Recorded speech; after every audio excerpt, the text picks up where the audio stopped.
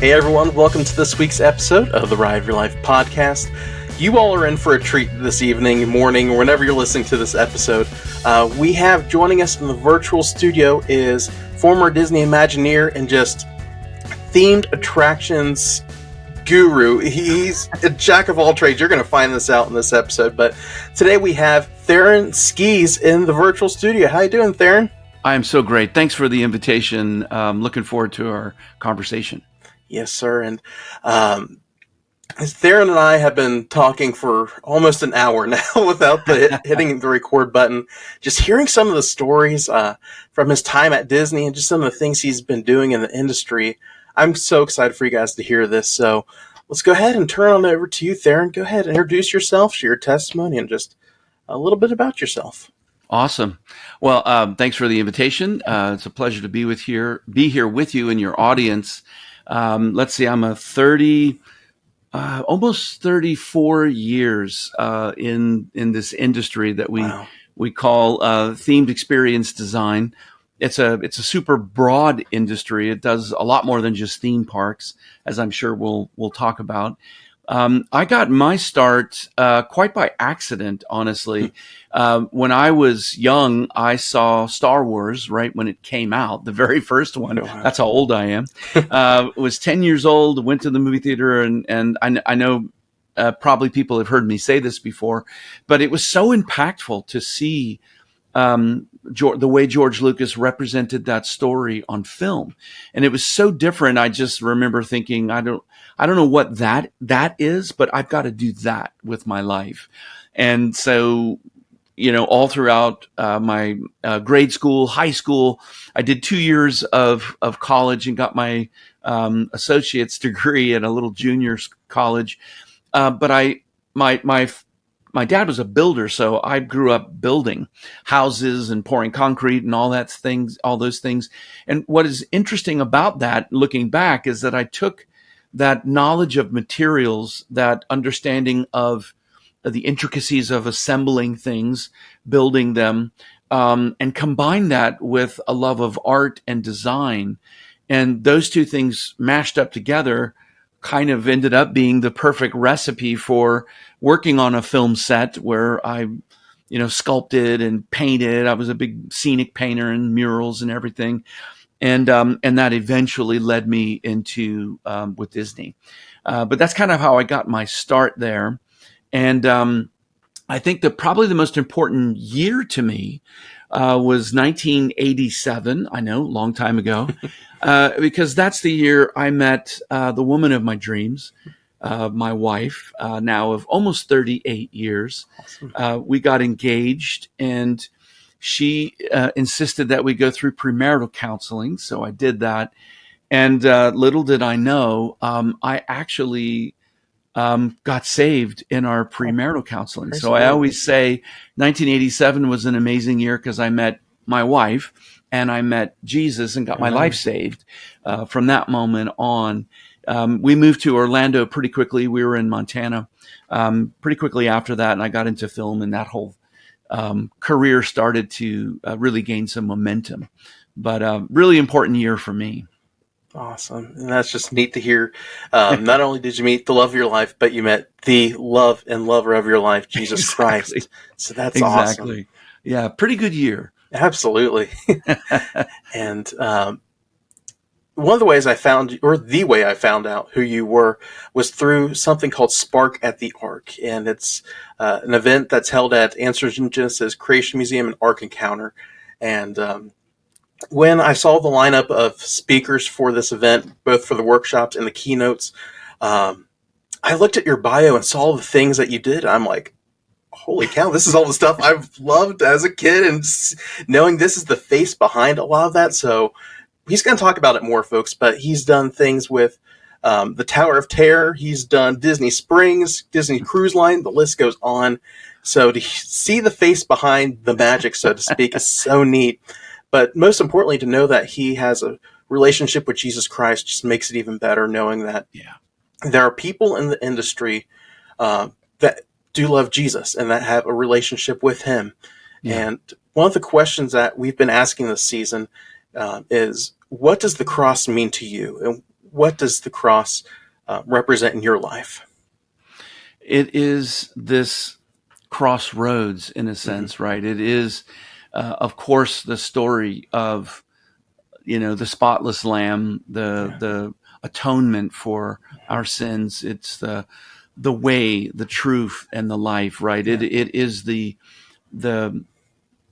path into the kingdom through Jesus. And I think it of course has all of those meanings to me, but it really showed me who Jesus was as a human, as a man. And I love the fact that he was born. He came through the womb. Yeah. And, we don't know much about his 30 years, right? We know a lot about his 3 years of ministry and of course his fulfillment of prophecy and everything. But I think it's amazing when you think about the path to the cross took 33 years. So 30 years to truly understand our condition, the human condition. He could have descended on the Mount of Olives. He could have taken human form. He could have sacrificed himself in the afternoon if he came down in the morning. There could have been so many different ways, but to be born and to grow and to learn what it really truly meant to be human and to understand the human experience, I think that impacts me the most about the cross. Of course, it was a work of our God, Yahweh, right, who did that work for us. And of course, it was Jesus' choice to do that, which is another big one for me. He chose to do that. He asked that the cup be passed from him, but not your will, right? I'll do it. I'm committed to doing it. But he chose to do that. But that is God and humanity coming together in one place. And just amazing. I'm a huge fan of film. It is one of my inspirations is how stories are told on film. Yeah. And the scene from the Passion of the Christ that stands out to me the most is the scene where Jesus makes it to Golgotha with the cross. The cross is thrown on the ground, and he just is completely spent and falls over on it on his back. And you'd have to watch it again to really see this. But and it was so brilliantly made. Now, we don't know if this exactly took place this way, but it stands out to me because it just seems to embody the character of our Savior. And he wasn't aligned on the cross. He was half on and half off. And he just struggles and Jim Caviezel's portrayal, he struggles and gets himself positioned on the cross properly to bear our sins. And he didn't just lay there and say, you put me here. It was a purposeful act of focus and of excellence. This is going to be done right. I'm going to do it all the way. And man, that's just super impactful. For sure. And that's spot on too. And just rethinking that scene in my head too, from the Passion, God could have gave him supernatural power, just get up and walk away and take his disciples and run, but he willingly endured the pain, the shame, and died in our place so that we could have eternal life through him. Yeah. And that's an amazing love. God came to earth knowing 400 plus years of prophecy, knew exactly what was going to happen and still chose to do it. That's pretty amazing. Yeah, but that's the true definition of love and a perfect picture of love, that he is willing to do that for us. So that's a good thought on the cross there, Theron.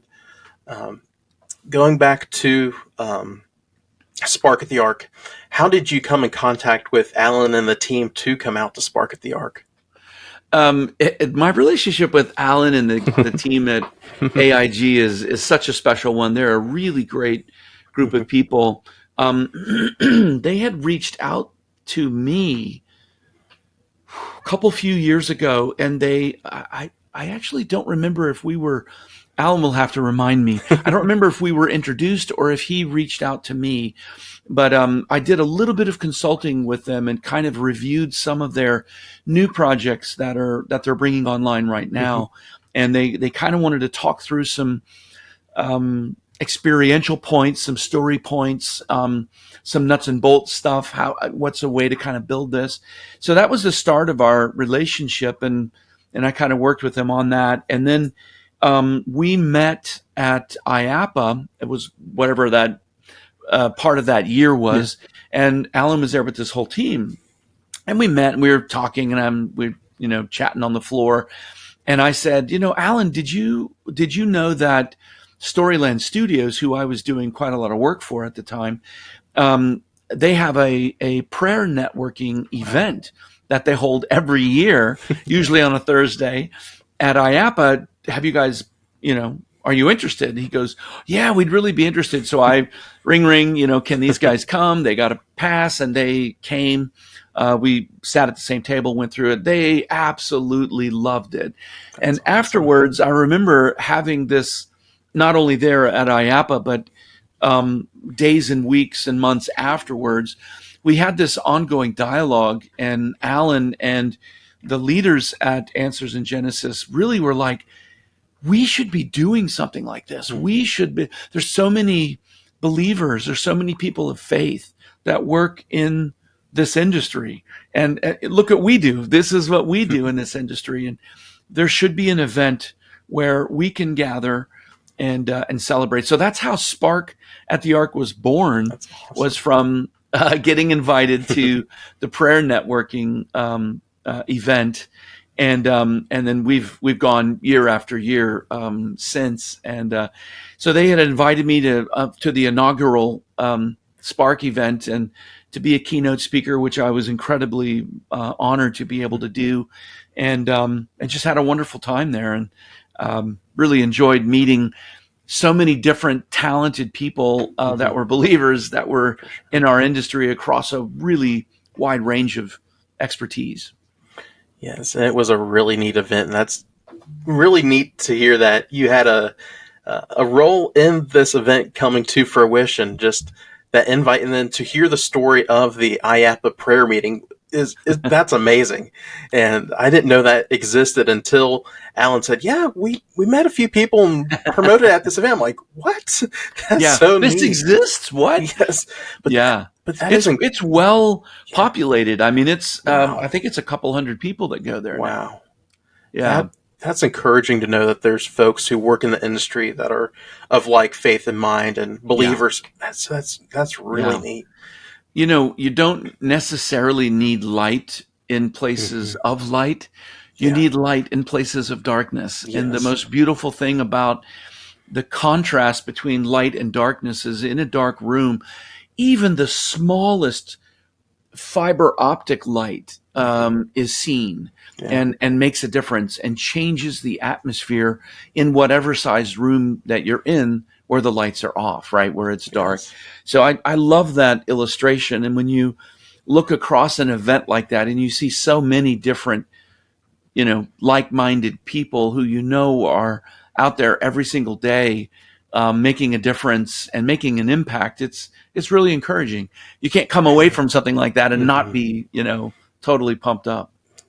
That's so neat. And this is a question I was going to ask later, but what are some ways that you've been able to be a light in the industry of themed attractions, entertainment, and just experience? How have you been able to show the light of Christ, the love of Christ to those that you work with? To me, it's a daily walk. It's a letting your walk and your talk align. I know before I got saved, I never liked people who were very forceful, and I found that turned me personally off, and I built more of a wall when somebody said in a way that we would understand it as believers, done in a way that wasn't really discerned, right? Yeah. It was just more generic and more aggressive. That's not the way it's meant to be done, right? You're meant to know the people that you work with. You're meant to meet their needs right where they are, so that when you talk about your faith or about the idea of Jesus or salvation, you're doing so from a place where they can already see that of course you're like this. Why? I'm not surprised. Wow, of course. You don't cuss, you don't do these things, and you represent this way and stuff. And when there are openings and God shows you, hey, this is an opportunity, you take it. You talk to people, you encourage people, you pray with them. And the goal isn't necessarily, and I know this is against the culture of the modern day Big C church, and that is that the goal isn't salvations. The goal is telling people about how your life has changed and what it means to you, right? You plant the seeds. Others are there to water and weed and possibly harvest. And I think if you have that perspective, it hopefully engages you in a way where you can use the skills that God gave you in that way. Now, others are extremely passionate. They're born of a different mindset. Their heart is in a different place, and more power to them. That's fantastic. For me, it was the opportunity to work alongside a consistent set of people and be consistent. And that was not always easy. Lots and lots of challenges in that, and definitely I'm not perfect. Yeah. I like what Paul said. I'm the chief abuser of His grace, and I'm like, yeah, that rings true. Thank you, Jesus. Yes. But yeah, really some very difficult times. But I always saw God's fingerprints in them. Always, that His plan, always showed through. So that was always beautiful. And that's amazing, and that's how we should all be. If we call ourselves Christian, we ought to be like Christ, no matter where we're at, whether it's work, home, school, wherever we find ourselves. We need to be shown in the light of Christ. And I don't know if you attended his session or not, but David Zellner, he spoke on the workplace and how he worked at Six Flags. I believe it's Six Flags over Georgia, and how people knew he was a Christian just the way he treated them. Yeah. And when he made a mistake, he made it right with them on the spot. And they knew to the point where they could trust him if they needed to talk to somebody about something going on in their life. And if they needed prayer, they could pencil in a time to go in and meet with him and pray with him. I thought that was amazing. And that's nice. It's really great. Yes. And that's how we should all be. Being dependable, I think, there's so many just base level attitudes and actions that we need to have, right, as believers. I think as human beings, but I know that cultures shift and there are different values in every generation. So the way that I was raised and the way I raise my kids is probably different than the way people do it now. I would call them base level values. But even if you don't like that, you can always go back to the way that we were told to treat people. And those base level values fit in scripturally very, very nice.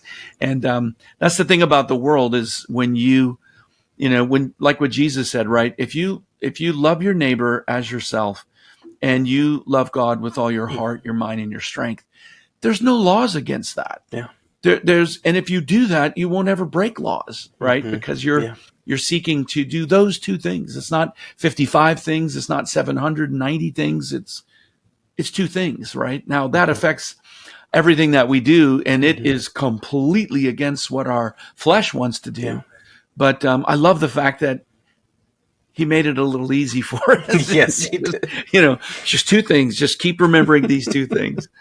Love God, love people, and then that's seek right. first the kingdom of God, and everything will pan out, and all the chip will fall into place. So true. There's back to your cross, right? Love God, yes, and love people. Yep, love that. Yep, and Christ is in the center. So good stuff. And then all these years, the Lord has just prepared you for what He has you to do now, and we're going to go ahead and dive right into some of the neat opportunities God has allowed you to do in the industry. So let's go ahead and open up your portfolio and go ahead and just share with our listeners some of the amazing things you've been able to do in this amazing industry.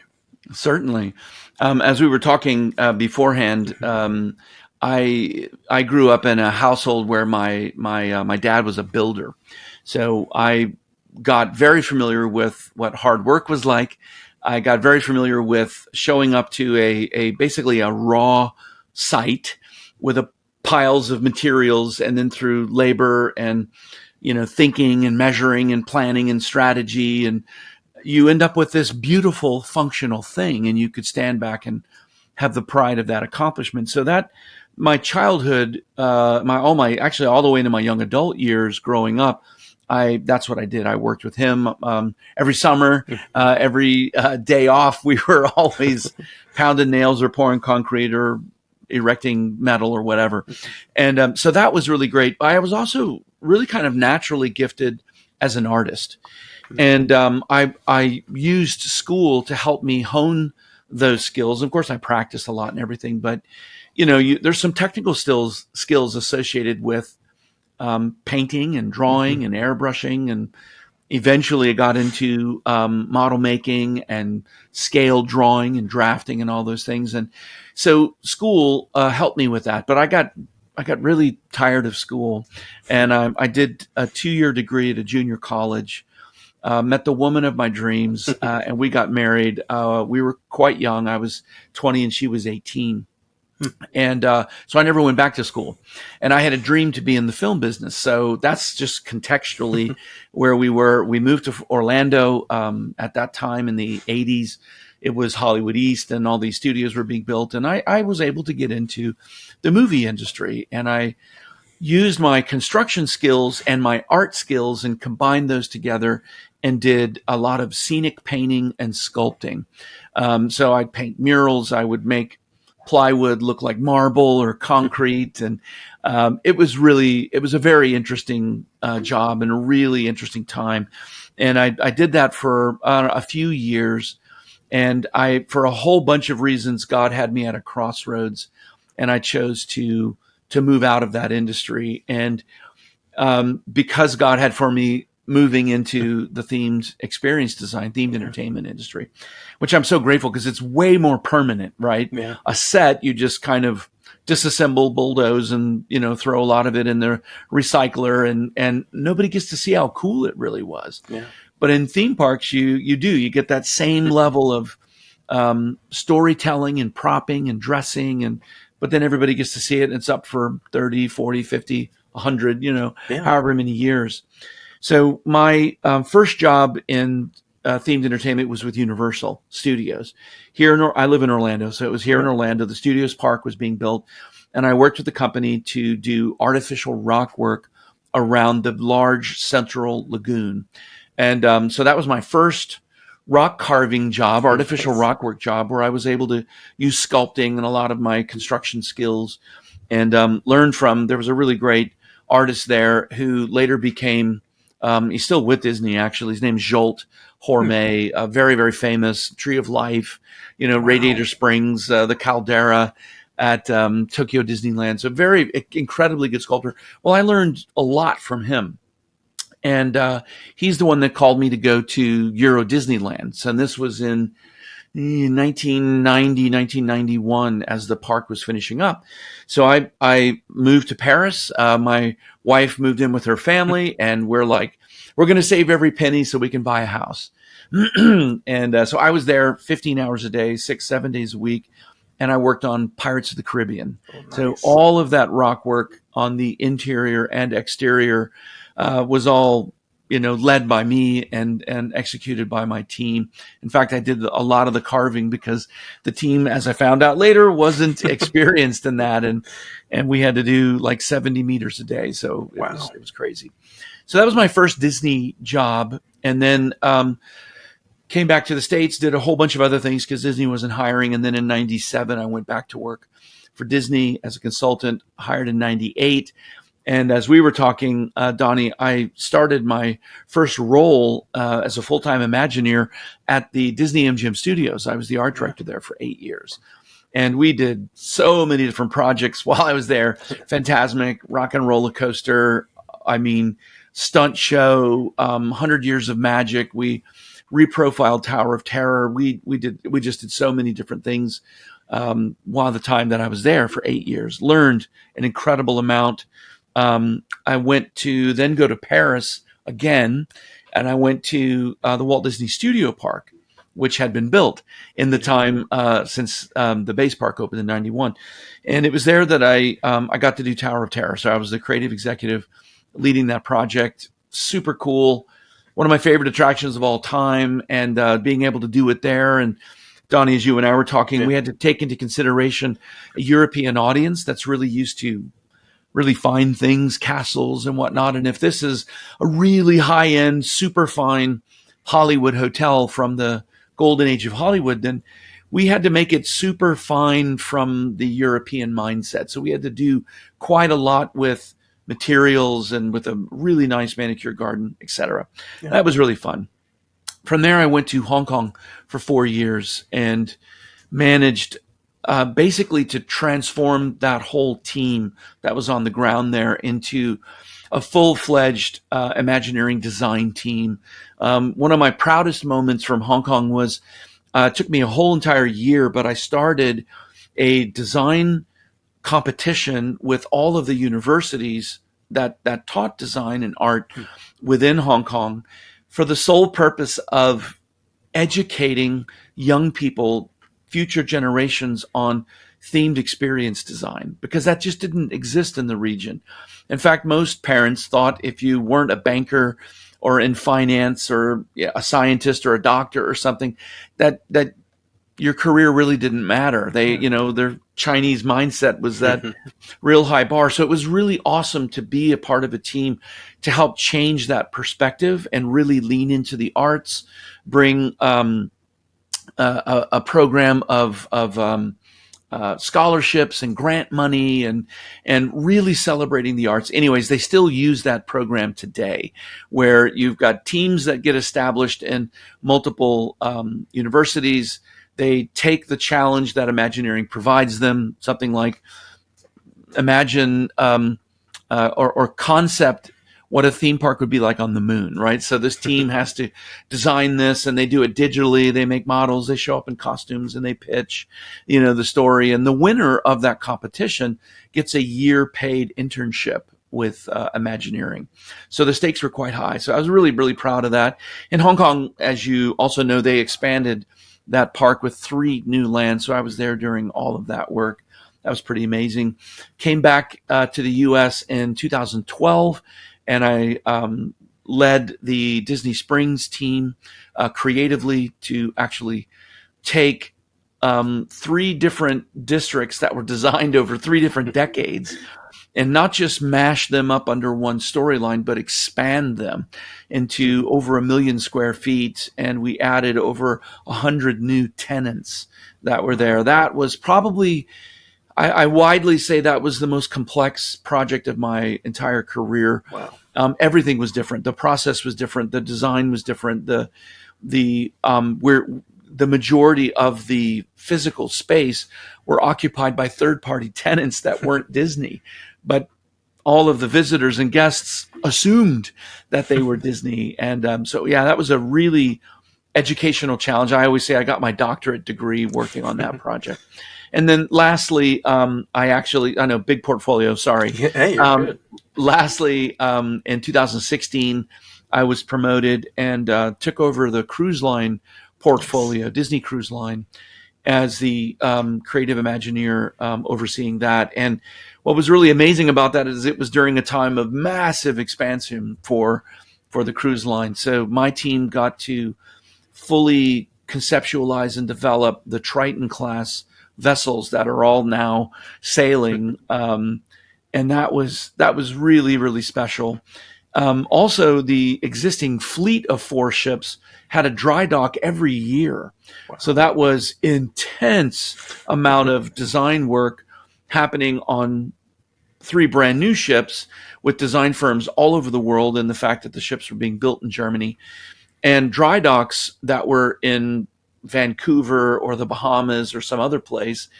And also at that time, the company was looking for a new Bahamian destination, because with 7 ships in the fleet, Castaway Cay, which is the Disney themed island, there wasn't big enough to handle 2 ships at a time, and there were 7 ships, so it had to be done. So my team got to be a part of finding the location. Lots of float planes and kayak trips in the wide open Caribbean, which was kind of cool. And then we got the master plan and do all of that. In 2020, I was laid off because of COVID. And even though that was really painful, it turns out that was the most significant transformation in my professional career. Launched my own company, and I've been doing that for 5 years, and have had a blast working with clients all over the world and doing all kinds of really interesting projects and advising and speaking in different organizations and governments who want to do different things in their countries. And it's really been an amazing career, incredible blessing to be able to do that. So thanks for giving me the chance to talk about it. It's always fun. Yeah, for sure. And that's so neat to see all the things with Disney alone that you got to do. And you got your start at Universal, but got to expand your Disney horizons there. But now God's directed you to the Designer's Creative Studio. Go ahead and talk about that and some of the things you're able to do with people in the industry with your expertise. Certainly. Well, the Designer's Creative Studio is the company I launched in 2020.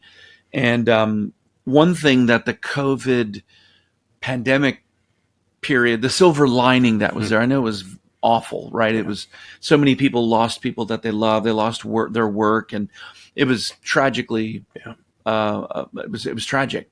But one thing I love about our God is that He will use all things together for good for those who are called according to His purpose.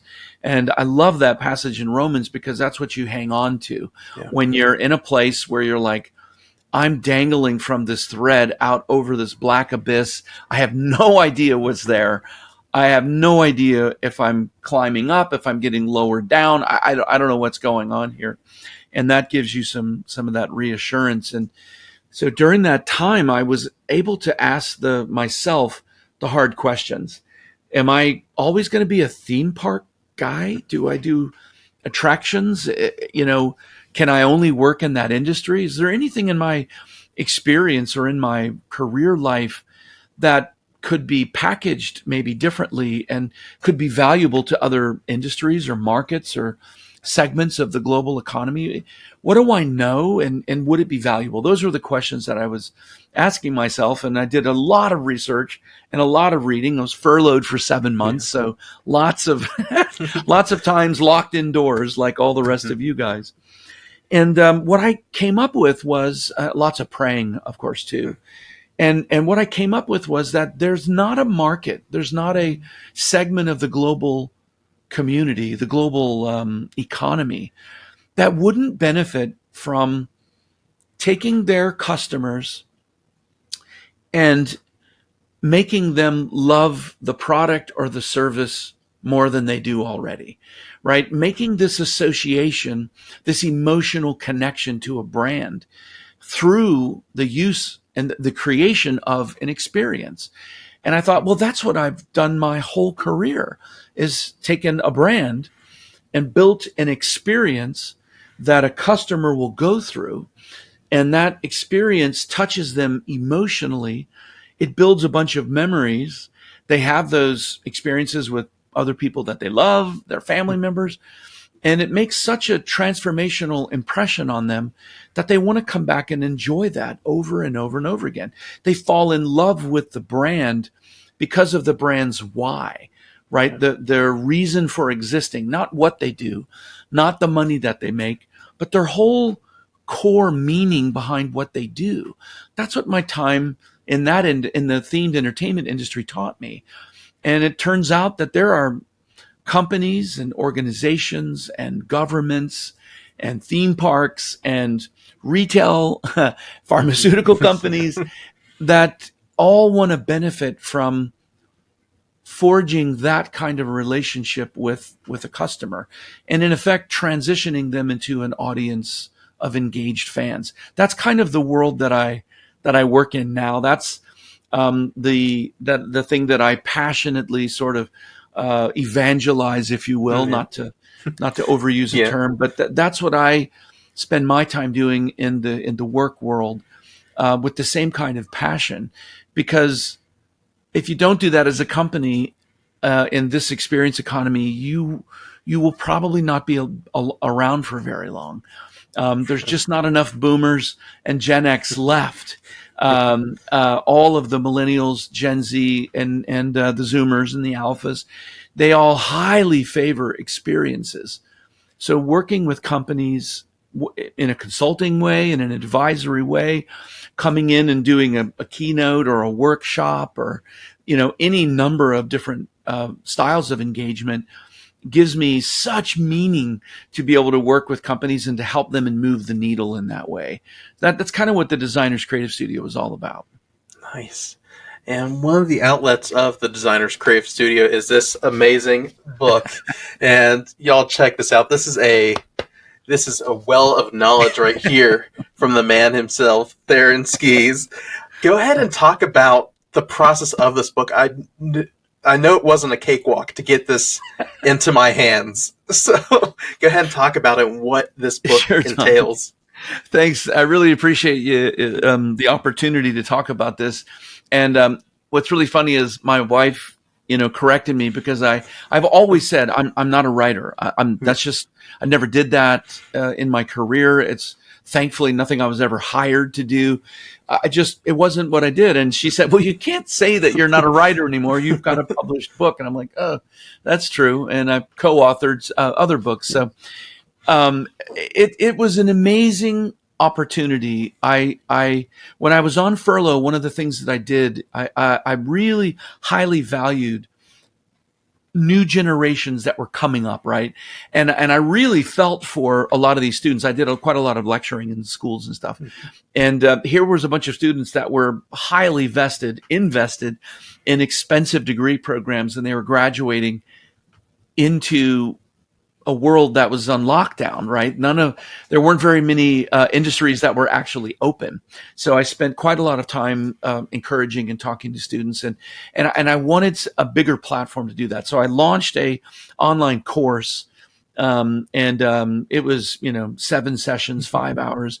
Well, I used that as sort of the basis for my book, and I added a bunch of other things to it. And I have to say, the book would have never happened without the encouragement of my wife, my family, and my circle of people that I really trust, who were encouraging me. And I used that course outline that I created as kind of the basis, and began writing and building on top of that. And before you know it, it was almost 390 pages. Wow. So how did you condense all of that down? You're just well of knowledge into that many pages. I didn't expect it to. I didn't know what I expected. I knew that I had a flow that I wanted to take readers through. I knew that I had a way that I wanted to present the material, because I kept thinking, as a young professional in the field, what would have been a resource that I would have looked to that would have been really helpful. So I tried to kind of look at it through that lens, but also thinking of it from the terms of a professional who might be in the industry and looking to pivot. One of parts of my business is a professional coaching. I coach a lot of different people, and a lot of those individuals are professionals who are in the industry who want to pivot. So I wanted the book to be able to resonate with them as well. And so as I laid out that framework, all of that information just kind of really flowed and came together. And I used the same methodology that I would approach any project with, approaching the book, starting with the end in mind, understanding the audience, and not forgetting to tell a story all the way through. I have to confess, I pick up instructional books, art books, those kinds of things. And in the bookstore, I pick them up and hold them on the edge, and I flip through the edge. And if it's a higher percentage of black print against white page, I'm usually not as interested. But if there are graphics and different colors, pages, and oversized text and iconography, and if it's just interesting visually, because most of us are visual learners, I'm almost always going to go, wow, and I open it up, and I usually end up, getting the book. And so I knew that I wanted the book to be that way. So my publisher, Rivershore Press, was extremely gracious and worked with me as I designed and laid out the entire book as well. I did all the illustrations, all the photography, most all of the icons in the book are custom designed. Wow. As well. So the layout, the coloration, all that stuff, I was just a big nerd and kind of did the whole thing. Yeah, folks, this can be yours for $60 over on rivershorepress.com. And it's a $60 college course here, folks. You need to get a copy of this book. And I kind of gave it away. Where can folks find your book? I appreciate it. I'm a terrible hard sell. I always think, to me, I always think the ideal person would be not ideal, and that's probably not right, but I would love to get this in the hands of like a high school student who loves theme parks and they're not quite sure what they want to do, but if they just had something that they could chart their course with. And for me, that's really what I wanted. So you can pick up the book. Probably the best place to go is the website. The book has a website. It's called Creating Memorable Worlds. .com. Go there. It kind of talks about what the book is, gives you a bunch of background and a couple of different ways to order it. You can order through the publisher, which is Rivershore Press. That's probably the more affordable way to order it. I believe you do still pay shipping, but I think it's cheaper still than Amazon, which is $68. But you can probably get it next day. Who knows? There's some benefits of Amazon in there as well. So right now, those are the two ways to get it. A lot of my overseas readers will buy the ebook version of this. So we have an e-reader version. It doesn't work on Kindle, but it works on all, like Apple Books, works on all the other e-readers. And that's a really nice platform to have because you have it digitally. And we were very careful to preserve the layout, the graphic styling, the images, the illustrations, everything that makes the book is in the digital version as well. Awesome. And while you're there, I'm not sure if it's still a combo, but you can also grab this other book that Theron helped write too on how does Disney do that. So if you're a Disney nerd, if you love the industry and all that, definitely get a copy of this as well. So that's neat. James, the author there is James Warda, really great Disney fan. And there's tons of podcasts and interviews out there of the two of us, so I won't bore you with that. But how we forged a friendship and a partnership, putting that together was a really cool story. And so it also allowed me to kind of stretch my writer's ability and really learn before I jumped into my own book. Awesome. And you mentioned it there, but you have your own podcast. Go ahead and plug that and what your goal and vision is for that. Sure. Like a lot of things, I got huge encouragement to do it. I remember thinking, there's no way that I have time to do one more thing. And I talked to people that I trust, and they said, if you think about it, it could be a really great platform to not only reach people and, because my approach is so practical and my desire to teach people, I don't want to shroud anything in a mystery. In fact, the main objective of the book was to demystify the industry and the practices of how you actually do all these things. So I launched a podcast. It's called The League of Extraordinary Storytellers. And my first whole season is filled with the 14 expert contributors to my book. Now, these are professionals, legends that have been around for as long as me, maybe a couple of them a little bit longer than me, and they contributed, into all the various sections of the book. And what I really love about that is it's not just simply my perspective, although 90% of it is. These folks are contributing their experience, their stories, their wisdom and knowledge as well. So all 14 episodes of my first season will be all of these contributors. I'm actually recording episode 9 on this Friday, and I'll drop that. I drop them on the 15th of every month, and you can find them wherever you tune in to enjoy podcasts. Like this, I use Riverside as well, but like this, it's a video podcast.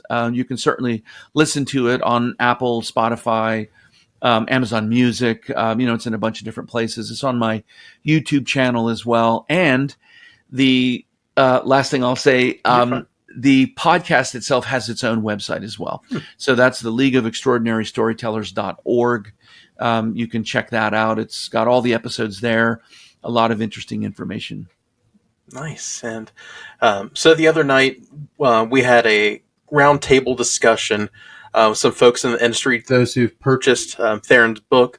And he mentioned the podcast, so I had to go ahead and subscribe to that. And I'm on episode 2, and I love it. And nice. The episode I'm listening to now is on creating immersive, entertainment experiences. And what was the lady's name on that? I forget. Stacy Barton. Stacy Barton. And yeah, it's just neat to hear from the people in the industry that you've been able to collaborate on this book. So it just makes the book come alive even more. So that's really neat. Awesome. Well, I'm so thankful that you were a pre-order reader. We launched it we announced it, I should say, last November around the IAPA timeframe. For your audience members that don't know, that's a very, very the largest trade show exposition in the themed entertainment industry. So we announced it then, and I was a little bit nervous because it was 6 months or 7 months before the book would actually be printed and in their hands. And I was really happy. As 260 people pre-ordered the book. Wow. So as a part of the gift for pre-ordering, you get a Reader's Roundtable webinar. So that's what Donnie was able to join. Plus, you got a signed, numbered copy of the book. So it's only 250 of those. Yeah. So, there you go, folks. You have to fight me. Yeah, you'll have to fight me over it, people. But seriously, get a copy of the book. Listen to the podcast, especially if you're wanting to get into the industry.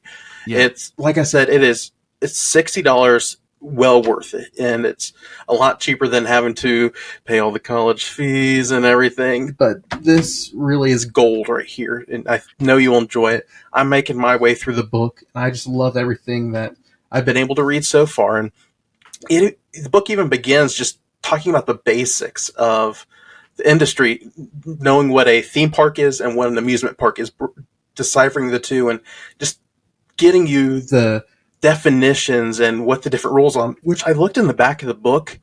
It's crazy how many roles there are in this industry. How many are there? I know there's a good few pages worth of titles. Well over 100. I tried to capture the broadest possible spectrum of roles that could exist. I'm sure there's way more than that, but I just tried to grab the 100 or so that seemed the most obvious to me. Some of them might be a little bit obscure, but I wanted to kind of push the boundaries. The whole goal was that a reader could pick up the book from any background, with any level of education, and read about the possibility for them to be in this industry and working successfully. Donnie, when you get a chance, you should flip to chapter 9, because that's the last chapter in the book. And I wrote it in a kind of a progressive way so that you could build on each chapter's knowledge. And when you get to chapter 9, it's called The Story of You. And the whole idea is to help the reader to extrapolate value from every chapter and give them the tools that they need to do a really good self-evaluation. How are they wired? What skills are they blessed with? What, focus do they have? Where do they, really come alive? And what are the things that are like, I don't really like to do that. And then how that applies in the industry. So hopefully a lot of readers will see that and be able to kind of chart their course, where they want to go with surety, give them a basis of strength and assurance that I'm going to be a producer. I have the skills. I know how to, to fulfill that role. I know how to work with others, and this is what we're going to do. Nice. And definitely check it out, folks. I know that you'll be encouraged by it and even inspired to get involved in it and to dive deeper into basically pulling back the curtain of your favorite attractions and knowing how it's made. And with that, I have a few fun questions for you, Theron. And Sure. Some of these were sent in by some of our listeners. Oh, great. And the first one here, I'm going to go ahead and use my cheat sheet. Is there a project you wish you could have worked on at Disney during your time there, or even you wish that's currently out was made back when you were with the company? One of my, actually, I haven't been to Shanghai. I always caveat what I'm about to say with that. And I know that the Pirates there is insane. So I might change my mind if I went to see this. But my favorite Disney attraction is the Indiana Jones and the Temple of the Forbidden Eye in Disneyland. It's my favorite. And I would have loved to have worked on that project. That would have been a dream come true. And then I know this is a tangent of what you're saying, but one place that I didn't get to work, I wasn't assigned there, even though I visited many, many times, was Oriental Land Company, Tokyo Disneyland, Tokyo Disney Sea. I would have really enjoyed living and working there. And that was kind of one of my future plans. God had another plan for me, but that was a place that I really would have liked to have worked as well. It almost seems like they give them a blank check saying, here you go, have at it. But they do spend a good amount of money in Tokyo Disneyland. Yeah, they do. It's crazy to see what they do. It's like all the videos and pictures I see of there, it's like, holy cow, I need to get a ticket right now and go and ride that. Like you said, the Pirates of the Caribbean is just insane. It's amazing. It's the park is, you can eat off the sidewalk. It's unbelievable. And I should say right now, I read that Japan, the country of Japan, and Japanese Airlines, JAL, is actually offering, I don't know how long they're offering this, but if you fly into Tokyo and you're visiting Tokyo, they are actually offering you free airfare to fly to different places within Japan. So if you fly to Tokyo, you hang out, you do a tea ceremony, you see all the cool stuff in Tokyo, Tokyo Disneyland, Tokyo Disney Sea, you can jump on a plane and go to Osaka, right? And see feudal Japan. You can go to Okinawa. You can go see these places. So now is a great time to travel to Japan. Kenzie, I hope you're listening to this because we need to book our tickets and go fly out there. I'm not getting paid by any travel agents or anything. You should know that. It's just something I read, and it's so cool. It was a highlight of living in Southeast Asia, was traveling to Japan. That's awesome. And I'll definitely have to consider that now. But this is one I've asked a few of our guests who either are fans of the industry or are in the industry. But if you were given the task to create Disney's fifth gate in Orlando, what would be the overarching theme? What are some of the environments and lands you would like to bring, some of the IPs? And what would be the e-ticket attraction? Wow. Probably longer than the time that we have remaining to do that. I don't know that I have. I don't know that I would be like, oh, we got to have this, we got to have that. I think what I would say is I would love it to create a park where Disney brought to life wholly new intellectual property, brand new storylines. Brand new, not based on the 568, IP that they purchased, but something brand new, something completely different. I think that would be absolutely amazing. I would I grew up watching the Muppets, Mm-hmm. so it's very sad that they didn't do more with the Muppets when they had them. So I'd love to see more of that kind of thing, Mm-hmm. underutilized IP that they could do a lot more with. I think would be pretty amazing. I know it's a general answer, you're not fine. specific, but But along those lines, what's your favorite underrated Disney movie or IP? I really liked The Rescuers. Yeah. I thought those two films were really, really well done. I like that. Underrated IP. I really liked The Incredibles. Yeah. And I know that stuff's been done with The Incredibles, but in my opinion, not enough. What I really love about them is that the whole basis of the story arc is that it's a family that has to work together to actually, overcome the antagonist, right? Mm-hmm. The villain.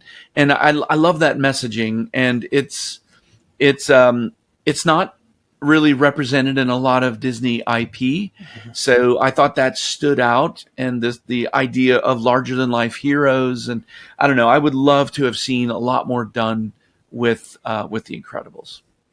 Which, side question here for that, have you seen the Fantastic Four movie that just came out? Have not. I heard some bragging and raving about it. So some people have compared it to The Incredibles. They say that's the vibe that you get from that movie. Very cool. Just it goes back to that wholesome family Disney movie. That's awesome. So I definitely have to see it.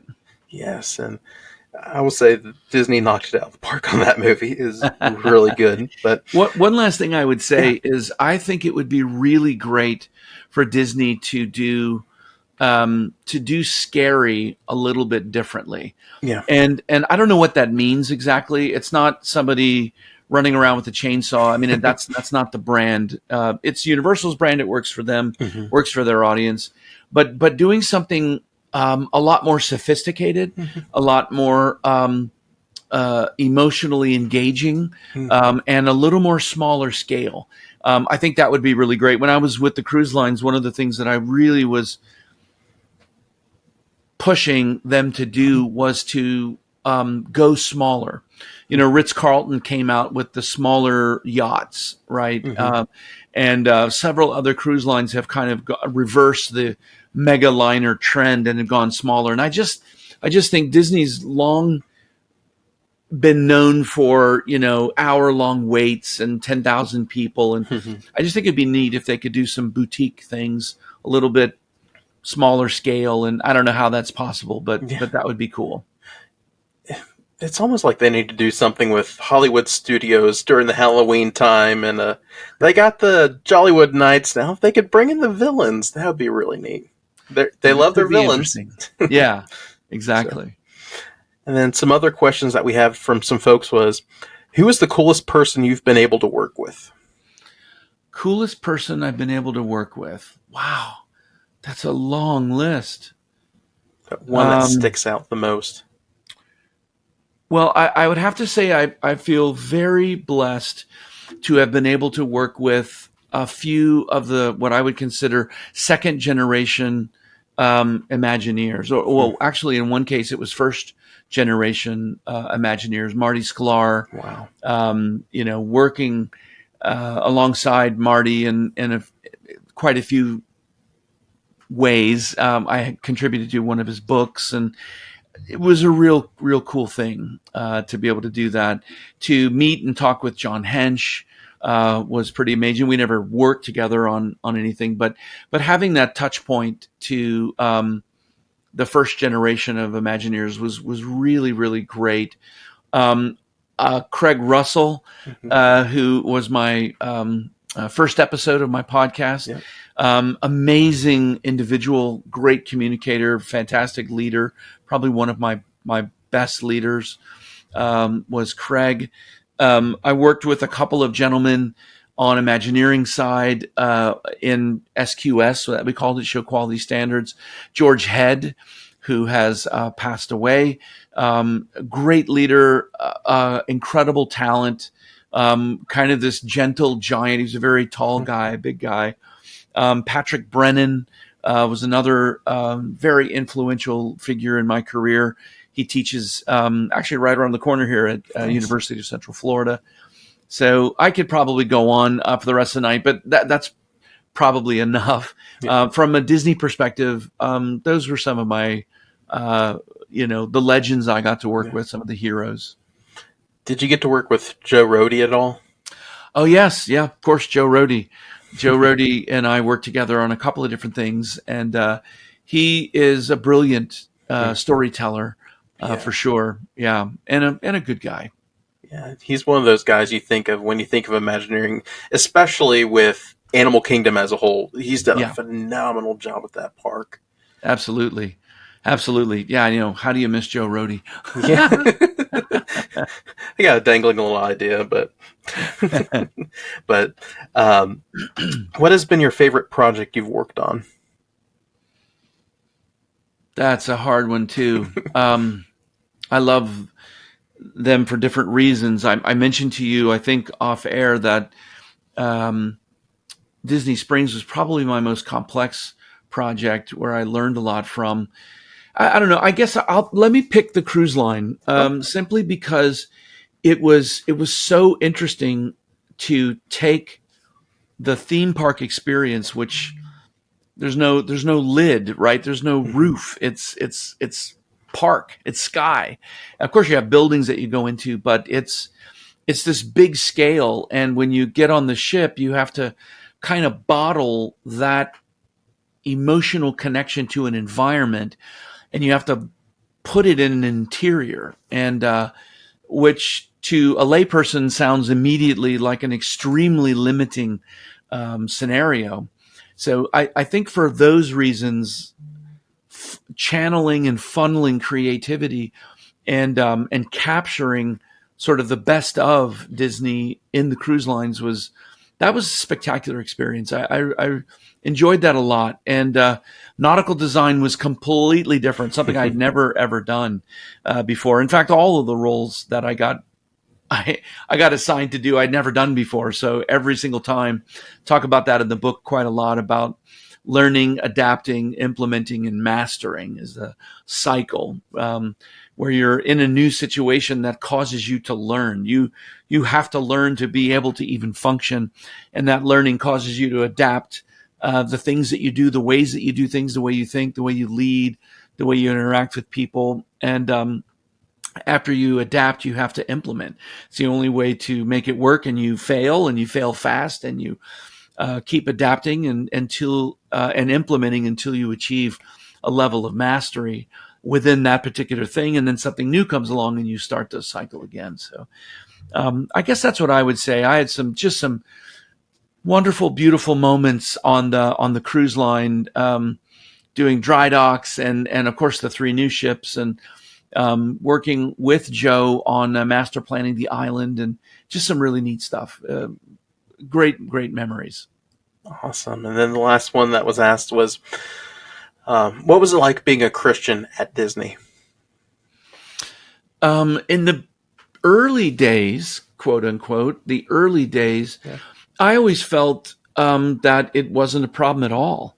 As an employee in the company, you're constantly taking learning information. You're always training. You're always doing modules, and within the company, a lot of those are probably legal, but it was training. It was culture. It was what the company was, and always in that information, it was, everybody is equal, right? It doesn't matter your gender. It doesn't matter your religion. It doesn't matter the color of your skin. These things don't matter. What matters is that we're building these experiences for the world of people that look like all of us. Yeah. And so I never felt ostracized. Of course, there were people that were, in positions where they had to persecute simply because, you were different than others. Yeah. I didn't participate in certain activities, and I didn't communicate in a way that a lot of the people did. And so, of course, that rubbed them wrong because they immediately felt convicted. That conviction wasn't from me. That was from the Holy Spirit. But so, yeah, that was kind of the way that it was. Now, as I returned to the U.S. and the culture shifted in the U.S., and we've all been through it, right? We all saw what happened. So many companies adapted and began catering to a very small niche segments of the population, and began celebrating some pretty deviant ways of life. And unfortunately, the company did that, and they no longer, even though the materials that they had represented this level of equality and this level of corroboration between everybody, they didn't act that way, and they didn't really celebrate that any longer. So what ended up was a fair amount of differentiation, and you really had to make a choice every day. How am I going to act when I go in today, right? And those intentional, those opportunities gave you the ability to be very intentional with that. Okay, I've talked the talk. Now I'm given the opportunity to walk the walk. And those times come with difficulty. But, anything worthwhile, this is the way that I was raised, is worth an effort. Comes with an effort, right? Anything you get for free, you typically don't appreciate as much, unless it's salvation and redemption. But if somebody hands you something, you typically, it's not as valuable to you as when you've worked for it and you've feel that you've put your time in to represent something that's important to you at a core level. Yeah, that's a good answer there. And it's when people know that you're a Christian, that's when you have to shine your light brighter than ever before, as we talked about earlier. And also, you have to be real, and you have to be ready to take stands that are tough, but at the end, the Lord will bless you for it. Yeah. So. No doubt. I think what was also very helpful is, and it was a lot of the studying and what I had done and learning. And I was really clear. I've always been really clear. I've not always executed it excellently, but I've always been clear on my list of priorities, right? My wife knows that she's second in my life, and she's very happy to be second. God is first. Yeah. My wife is second. My family is third. My ministry is fourth, and my job is fifth. A job at the end of the day actually is really only designed to pay for your existence, right? Yeah. And those of us that are in a situation where we really love our job, it makes it very difficult. It's like people who are in ministry.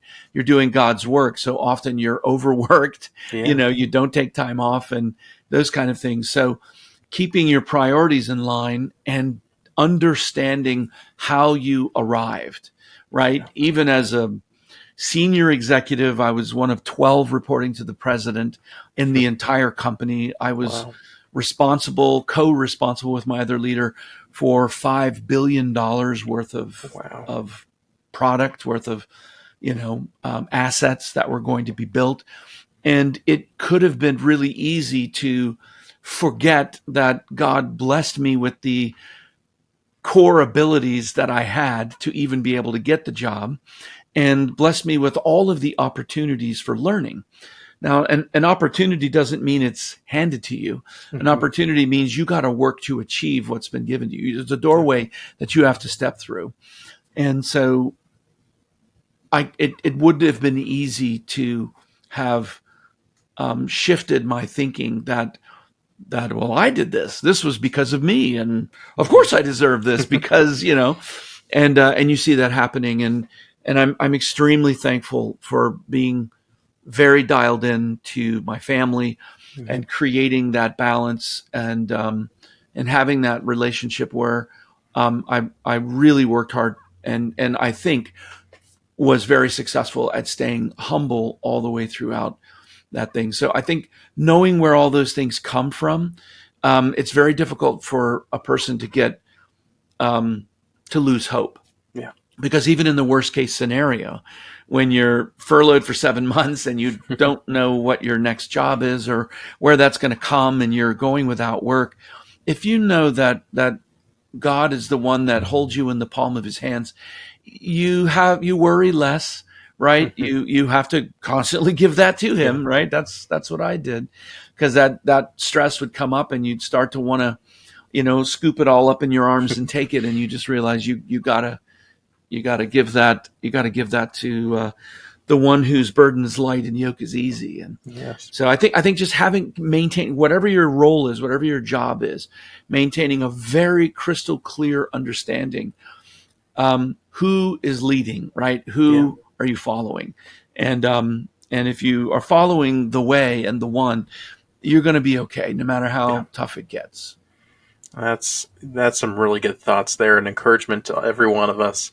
No matter what your workplace is, industry or not, we're all called to be a light, and we need to follow the one who knows the way, and that's Christ himself. Yeah. So, and as we bring this time to a close, which this has been a lot of fun for me, especially, but it's just been an encouragement as well.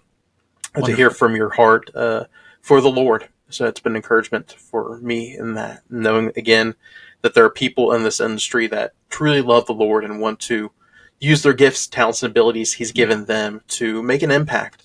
And it's so awesome. So, I mean, God blessed us with 5 senses as humans, right? So to be able to model Elohim, right, the creator God, and to be able to kind of model that and have a job that, I mean, we call it creative, but we don't actually create. We just kind of copy everything that God's done. And but to be in that place and to create things, experiences that affect the human senses and the human emotion, it's really neat. I really feel very blessed to be in that place, and I feel a heavy responsibility to do that in a way that honors him, right? That does it the right way.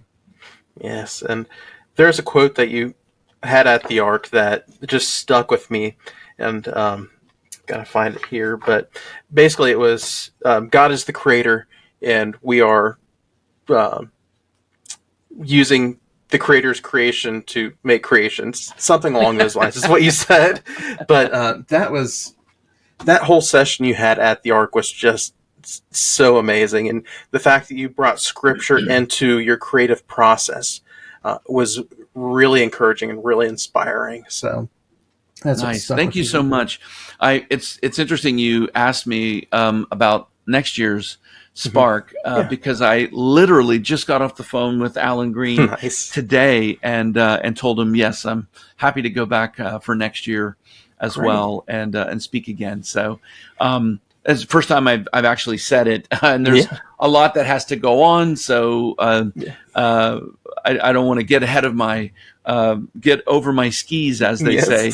But yeah, I would love to go back and speak again. And any of your audience that has the ability to get there, I know you'd be incredibly impressed with the Creation Museum, with the Ark Encounter, and just with the Answer in Genesis people. They're really, really great, highly creative people. Yes.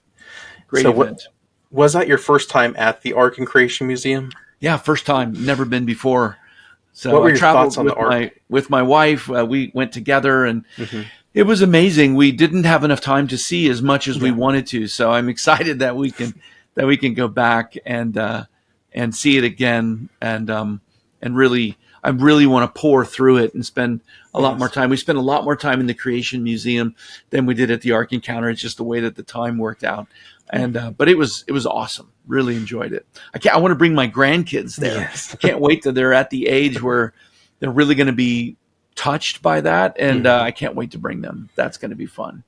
And it sounds like the future is bright for the Ark Encounter, and I think you kind of hinted at some things you were able to work with them on, and Alan talked about it too at the event. But it's going to be neat for the whole family, and the ways that they're going to bring the gospel in creative ways is going to be really neat. Yeah, And I'm absolutely. excited for what next year has in store. Hearing you're coming back, wink, wink, but having you come back with Chris Hershend and Steve Green and obviously Ken Ham and the rest of the group in Sight and Sound and all of them is just Yeah, I'm excited for what God's got in store next year, and just some of the absolutely. people are coming for that. And It's a really cool event. It's really great. what would be your sales pitch for people to sign up now to come to Spark 2026? Well, I would say if you like, if you have any kind of interest at all in entertainment, right? Mm-hmm. Location based entertainment, attraction, live performance, and you're a believer and you love those two things coming together, I think it's an event for you. There's quite a lot. I think also that is about leadership. Mm-hmm. There's a lot about collaboration and camaraderie. They do breakout sessions. They have Mm-hmm. workshops, keynotes. Really, they screened a film Yeah. that was there that was so cool, an animated film that a couple of former Disney animators created. Beautiful. And then they had an entire marketplace Yeah. where different companies had, were presenting their companies and what they sold and the things that they did. And it was really neat, really enjoyable. Yeah. And remember, you had a table there and Storyland Studios and everybody there. It was really neat to see that. Yes, I had a table, but if you remember, my printer was Yeah. late, so I didn't have my books. It was sad, but I think I had my cards, so Yeah. people were able to scan the QR code and purchase pre-order. Yeah. Now I got my books, so next year I'll have my books there. Nice. Yeah. Looking forward to that. And then, what are some final thoughts you want to leave listeners with this week? Whether it's industry related, faith related, or whatever you want to share. Well, I would just say that I love engaging with people to the degree that I have time and possibility, but I network a lot. Probably one of the social media sites I use the most is LinkedIn. Mhm. So you can look me up there, connect with me. I post a lot, almost 2 times a day, 6 days a week. At least once, if wherever possible, I'm posting twice a day. I have a YouTube channel that I offer quite a lot of videos on there it's completely free. You can learn a lot about the industry. You can all my podcasts are there. I do a little bit on Instagram, not much. But I would say LinkedIn is probably the best place to find me and stay in touch with me. And then the two different websites I mentioned, Creating Memorable Worlds and the League of Extraordinary Storytellers, will be other content that people could check in and see what I'm up to. LinkedIn, I always announce where I'm speaking, places I'm going to be. I'm doing different signing events for the book and stuff. So people in different regions, if you've got a book and you don't have it autographed and you'd like it, I'll be putting all that information up on LinkedIn as well. Awesome. And we'll leave all those links in the show notes below so you can check that out and get connected with Theron. And then one question we ask all of our guests. Every week we like to highlight a song that means something special to us. And we have a big playlist of all of the songs that our guests have recommended. So what is one song you'd like to highlight this week? That is amazing. And I didn't realize you were going to say that, so I'm looking it up right now. It's called First Things First by Consumed by Fire. Yeah. Great song. There's a zillion of them. I love Brandon Lake, but that one is really plucking the guitar strings of my heart right now, and I really love it. That's a good song and great group as well.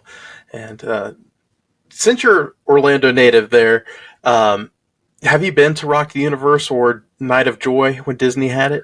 Night of Joy, I have gone there before, but I never did Rock the Universe. Okay. Thought I'd ask. But that was really cool. Yeah. It's a shame they got rid of it. Yeah. But it's nice that some of these parks are still doing that. I know Dollywood does it. Obviously Universal, and I think SeaWorld does a little Christian artist or two throughout the year, but that's neat they're doing that. But yeah. Awesome. So, Awesome, Theron. Well, thank you so much for joining us tonight, and we appreciate your time and just your expertise. So we're excited to stay connected with you in the days ahead, brother. Excellent. Thanks so much. It's really been a pleasure. Wish your audience all the best and yourself too. All right. Thank you. Thank you for tuning into this week's episode of the Ride of Your Life podcast. We hope it was a blessing, help, and encouragement to you. Stay connected with ROYL on Facebook, Instagram, Threads, and TikTok. Simply search Ride of Your Life Ministries. You can also visit our website, rideofyourlifeministries.com, for the latest news and updates, as well as our merch shop. Be sure to stop by our YouTube channel, simply search Ride of Your Life Ministries, for this episode and others from previous seasons. And you can also find future content there as well. We hope you'll join us next week for another great episode of the Ride of Your Life podcast. God bless.